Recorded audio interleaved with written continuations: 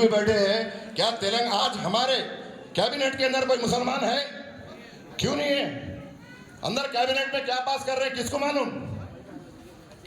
ऐवान में कानून ऐवानों में बनते हैं, वो होता है जहां नुमाइंदा होता है वहां पर शादी हो गया। सीएम साहब आए वहां को, साहब ऐसा जब साहब क्या बोले, श्रीनिवास गौड़ साहब तेलंगाना में माइनॉरिटीज को डीसीपी चेयरमैन दे रहे, ऐसा माइनॉरिटीज को पॉलिटिकल में माइनॉरिटी नॉन माइनॉरिटी पोस्ट भगवान दिया शादी करने के लिए और ईदगाह के लिए, और वो मंगल साहब दिया, सीएम साहब दिया, हम भी दिया, तो लोग मिला। नवंबर में 1000 रुपए में पैकेट लेके आ रहे थे, 25 किलो की चावल के पैकेट। 4 महीने में क्या हुआ भाई? कहाँ गया यहाँ का तेलंगाना? थे 1 एकड़ वाले को भी दे रहे थे, 5 एकड़ वाले को भी दे रहे थे, 100 एकड़, ताकि पूरे हिंदुस्तान में फैला सके। इतनी फसल आई कि अनाज खरीद नहीं सकी। क्यों इतनी चावल की तरह? भाई आप लोगों को बस फ्री है, राशन कार्ड, वहां पर राशन कार्ड कहीं को जब हर चीज फ्री बोल रहे थे तो दो ना, कार्ड है आपके हृदय से शोभ है, हर एक के अकाउंट में डाल दो पैसे। कोई बड़ा सीए का मसला है, इस पर अब तक यहाँ की हुकूमत का कोई रद्द-ए-अमल नहीं है। केसीआर साहब असेंबली के अंदर करारदाद पास कर बोल दिए थे कि छोटे भाई को बड़े भाई का आशीर्वाद पूछ रहे हैं।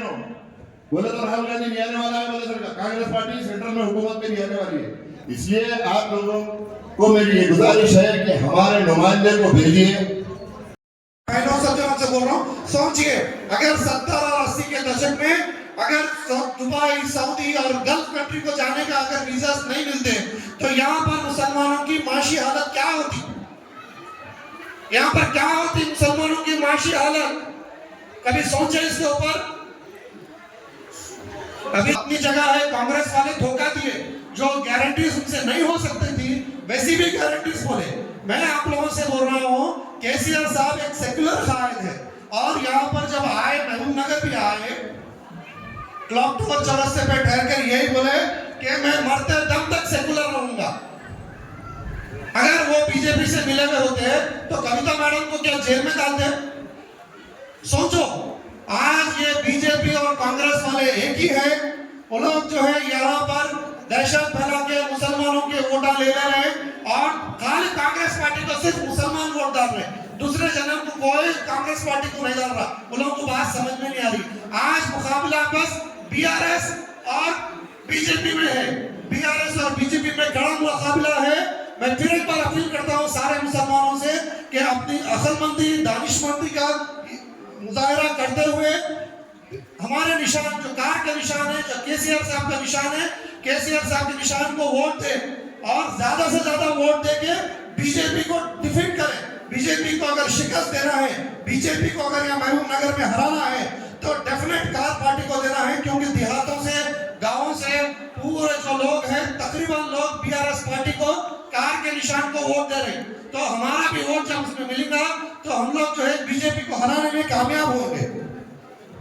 करता हूं सभी से, जनाब महमूद अली साहब आ रहे हैं, और हमारे मुकामी ex MLA doctor V Srinivas Goud साहब है, हर्टिल अजीज leader doctor V Srinivas Goud साहब से कि अपने ख्यालात का इजहार करें और आवाम को बताएं कि यहाँ पर क्या चल रहा है। आज हमारे ये पार्लियामेंट इलेक्शन के बारे में इधर हमारे chief guest vice CM, ex vice CM हमारे महमूद अली साहब, और एक इधर vice minister, ex minister doctor Srinivas Gaur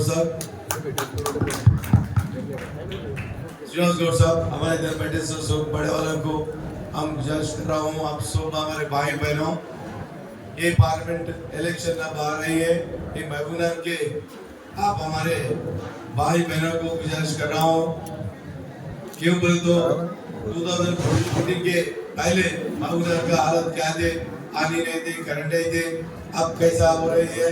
जो हमारे एक सीएम केसीआर साहब ने क्या करे, जो मुस्लिम को कुछ करे तो वो केसीआर नहीं करे, क्या बोले तो वो ये मुसलमान आप मस्जिदों में जो इमाम मौजों को सैलरीज क्रिएट करें, जो कि अब तक कोई कांग्रेस गवर्नमेंट और एक टीडीपी गवर्नमेंट बहुत थे, मगर जो मुसलमानों को जो कुछ हेल्प करे वो केसीआर नहीं करे। जो और एक बात है, ये रमजान और बकरीद के फेस्टिवल्स में भी वो गरीब मुसलमानों को तोहफा दिए थे। अब सब लोगों को वो डिस्ट्रीब्यूशन करें। अब पहले परसों 5 महीने के पहले जो कांग्रेस गवर्नमेंट है ना, कुछ तो भी आपको हेल्प कर रहे हैं, वो भी एक बात सोचना पड़ता है। जो अब तक ये तेलंगाना गवर्नमेंट आने के बाद गड़बड़ी भी नहीं है। पहले क्या थे, 2014 के पहले 144 सेक्शन कर्फ्यू मामला में रहते थे, पानी भी अच्छा नहीं देते, करंट भी नहीं अच्छा नहीं था। उस वजह से आपको हम बोल रहा, जो बात कर रहा हूं मैं, ये पार्लियामेंट इलेक्शन में पक्का कार का निशान को वोट देके हमारा जीतने के लिए कोशिश करना है आपको। पूरा हम जज कर रहा हूं आपको। हमारे और एक बात है, हम लोकल आदमी हूं मैं, जो जब कोई भी है तो भी मैं बात करने को तैयार रहता हूं मैं। जो लोग रहे हैं बीजेपी कांग्रेस वाले, एक कलोकृति वाले हैं और एक गद्दार वाले हैं, आपके साथ रहने वाला मैं हूँ। और एक बात है, हमारा इंडस्ट्री से अभी भी बहुत आदमी को इधर हमारे मुसलमान भाई लोगों को एम्प्लॉयमेंट दिए हैं, अभी भी हमारे को वोट दिए तो भी हमारे को फैक्ट्रीज है। आपको ये जो यूथ रहते ना, वो लोगों को एम्प्लॉयमेंट भी कर दूँ बोल के मैं आपके सामने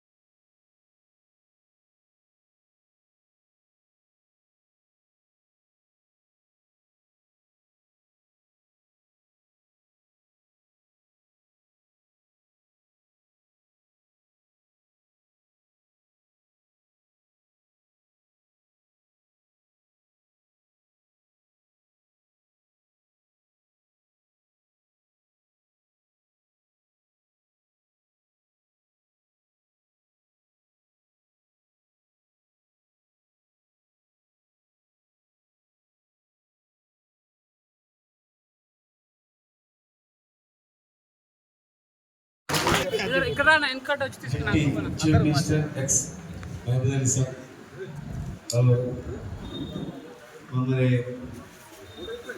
अनवर पाशा साहब एक्स चेयरमैन, नामा नहीं बोलते, टाइम ही है क्या बोलते, 30 मिनट है, 5 వేదిక పైన పెద్దలందరికీ और ఇక్కడ కూర్చున్న వాళ్ళందరికీ सबको आदाब। मैं 5 मिनट बात करता हूँ। तेलंगाना आने के बाद इससे पहले क्या है, माइग्रेंट की बात करेंगे, हैदराबाद का, तेलंगाना मुसलमानों का, तेलंगाना 200 चीज़ों में पहले अपने मुसलमानों की बात करें। एक महबूबनगर में एक रेजिडेंशियल स्कूल नहीं था, 6 रेजिडेंशियल स्कूल आया। 120 करोड़ से वीरानापेट में 20 एकड़ में काम शुरू करा। एक ब्लैक फ्लैग भी हो गया सर, 120 में। ये तेलंगाना में किधर भी एक काम चीज 1-2 है, मगर 6 स्कूल्स किसको में रह दिया। मैं साहब से लड़के लाया, बहुत गरीब लोग हैं, पढ़े तो अच्छा डॉक्टर से और इंजीनियर बनना। 2nd क्लास में 3rd क्लास में एडमिशन ले लिए तो डिग्री पास होके बाहर आना। अब इंटरमीडिएट 6 इंटरमीडिएट कॉलेज मैंने 6 स्कूल से अब इंटरमीडिएट तक आया। ये साल में डिग्री वुमेन डिग्री कॉलेज भी आया। ये साल में पूरे डिग्री कॉलेज भी बनने के था और नेक्स्ट इंजीनियरिंग कॉलेज भी उसमें कराना बोल के था। और तेलंगाना पूरे भी इमाम मौजों को क्या दे रहे आप लोग मालूम है। रमजान तोहफा कोई दिया, रमजान ऑफिशियल कोई दिया, आपको मालूम है, आप जानते हैं। ये महबूबनगर में इमाम मौजों को भी मैं 65 लोगों को गारंटी भी दिए, तेलंगाना में किए इधर भी नहीं दिए। आप जस्ट आप प्रे करो, अल्लाह प्रे करो मस्जिद में। आप किराए वाला कोई नहीं, मतलब 70 लोगों को लिस्ट दिया किराए में है सर, उसमें 65 लोगों को मैं गारंटी दिया, पट्टा दे दिया।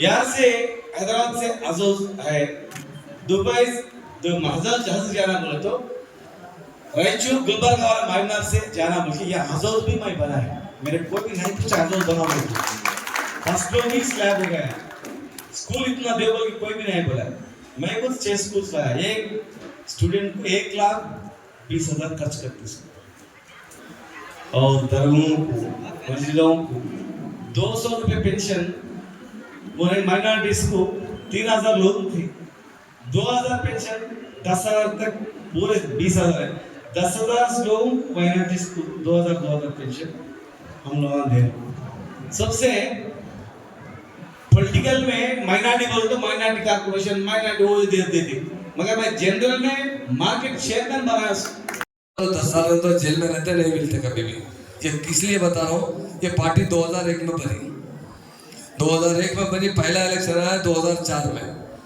हमने कांग्रेस से अलायंस किया था क्योंकि वो तेलंगाना देते बोले थे उसके बाद दूसरा इलेक्शन आया 2009 में तो तेलुगु देशम से अलायंस किया गया उसके बाद तीसरा इलेक्शन आया 2014 में इंडिपेंडेंट लड़े 2018 में चौथा इलेक्शन आया इंडिपेंडेंट लड़े 2023 में 5वां इलेक्शन आया इंडिपेंडेंट लड़े कभी भी किसी से अलायंस नहीं आप जानते हैं ये हमारे बुजुर्ग लोग हैं जर्नलिस्ट लोग हैं तेलुगु देशम ने कई बार बीजेपी से अलायंस किया था केसीआर साहब ने कभी भी नहीं किया आज तक भी नहीं किया मगर हमारे साथ अफवाह है केसीआर साहब जितना मोदी साहब के मुखालिफ है मैं समझता हूँ हिंदुस्तान में कोई आदमी नहीं था इसलिए हमारे हारने की भी एक बड़ी वजह है मुझसे एक डेलीगेशन आके मिला वही कहा कि साहब केसीआर साहब हारे ने उनको हरा दिया गया आपको मालूम है कैसा चल रहा आजकल उस पर उन्होंने कहा कि हिंदुस्तान में 4 आदमी प्राइम मिनिस्टर के दावेदार थे एक ममता बनर्जी थी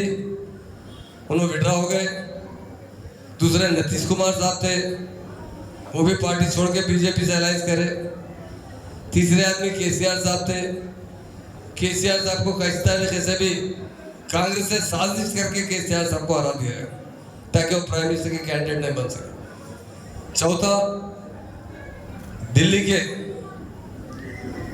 केजरीवाल साहब थे उन्हें जेल में डाल दिया गया इसलिए मेरा बहनों मेरे बुजुर्ग लोग हैं चूंकि महबूबनगर के बहुत लोग इंटेलेक्चुअल्स हैं और मजहब में भी बहुत आगे हैदराबाद से महबूबनगर पीछे नहीं है मजहबी मामले में बड़े बड़े उलमा लोग यहाँ पर हैं इसलिए बताना चाह रहा हूँ ये एक रूमर फैलाया जा रहा है क्या वो तो केसीआर साहब अलायंस कर सकते हैं मैं आपसे कहता हूँ मरने पर भी कभी अलायंस नहीं करेंगे ये केसीआर साहब का वायदा है इस मरतबा बड़ी कोशिश की गई क्योंकि हम हार गए थे उन्होंने कहा कि अगर हमारे साथ उनके साथ जाएंगे तो वो 8 सीट ले लेंगे पर उल्टा हो गया इसका आप लोग समझते हैं हमारे बहुत से क्योंकि यूपी के अंदर मुसलमानों को बहुत काटा गया दाढ़ियाँ काटे गई मदरसे बंद किए गए जेलों में बंद किया गया वहाँ के उलमा बार बार अपील कर रहे थे कि बीजेपी को हटाना चाहिए और हम भी अपील कर रहे हैं बीजेपी को हटाना चाहिए आज का जो इलेक्शन एमपी का हो रहा है मैं इसलिए बताना चाहता हूँ श्रीनिवास गौड़ ने बहुत पता है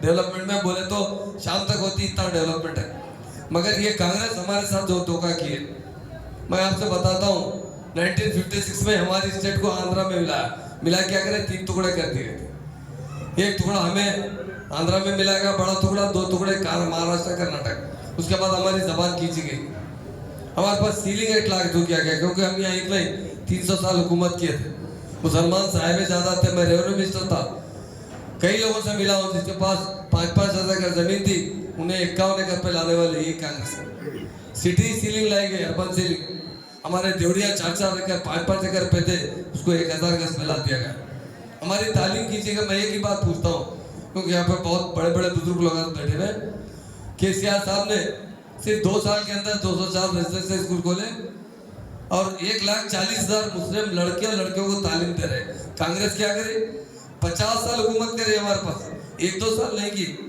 50 साल हुकूमत की सिर्फ 12 रेजिडेंशियल स्कूल थे जिसमें 1200 बच्चे पढ़ते थे मैं पूछना चाहता हूँ हमारे उलमा से पूछना चाहता हूँ लोग यूपी के उलमा की बात पे हमारे उलमा भी उन पर अमल कर रहे हैं यहाँ जरूरत नहीं है यूपी में कत्लेआम हुआ था दाढ़ियाँ काट दी गई थी यहाँ अमन से रहते थे सुकून से रहते थे हमें बीआरएस पार्टी चाहिए जो आपकी पार्टी है ये कांग्रेस पार्टी दिल्ली पार्टी है BJP party Delhi party BJP की तो हम वोट नहीं डालते क्योंकि हम खुद समझते हैं कि हम पार्टी बदलना चाहिए क्योंकि हिंदुस्तान तरक्की के बजाय मजहब की बुनियाद पर बढ़ रहा है जो मुल्क मजहब की बुनियाद पर बढ़ जाए बर्बाद हो जाता है, टुकड़े हो जाते हैं। आप देखेंगे ये हालात चलते रहेंगे, हिंदुस्तान के 50 टुकड़े हो जाएंगे, क्योंकि मिलजुल के रहने में ही एक जगह रह सकता है हिंदुस्तान।